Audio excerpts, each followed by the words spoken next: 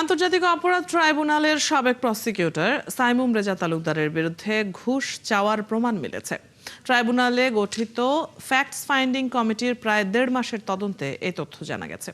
৫ সদস্যের facts finding কমিটির সভাপতি ট্রাইব্যুনালের চিফ প্রসিকিউটর আমিনুল ইসলাম।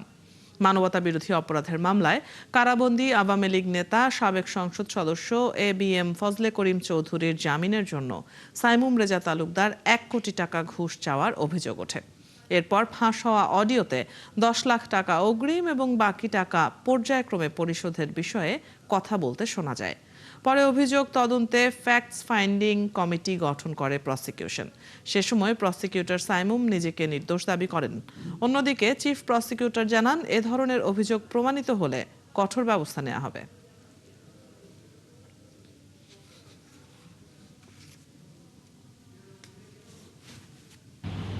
আমাদের একজন প্রসিকিউটর ছিলেন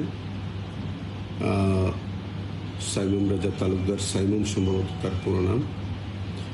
সেখানে আমাদের একজন আসামি, এই আইসিটি ট্রাইব্যুনালে একটা বিচারাধীন মামলার আসামি ফজল করিম, সম্ভবত ওনার নাম না, ওনার স্ত্রী, ওনার সাবেক স্ত্রী এবং তার মধ্যে একটা কথোপকথন অডিও রেকর্ড, সেটা তো আমাদের কাছে যখন আসলো, এই বিষয়ের উপরেই কিন্তু যখন আপনাদের বিভিন্ন মিডিয়াতে প্রচারিত হলো বিষয়টা, তখন আমরা এই বিষয়ে একটা ফ্যাক্টস ফাইন্ডিং কমিটি আমরা গঠন করেছি। ফ্যাক্টস ফাইন্ডিং কমিটি আমরা কাজ করছি। ইতিমধ্যে আমরা যেটা পেয়েছি যে এই পর্যন্ত যে এই অডিও রেকর্ডটার সত্যতা আমরা পেয়েছি এবং সেখানে দুইজনেরই কথোপকথন আছে।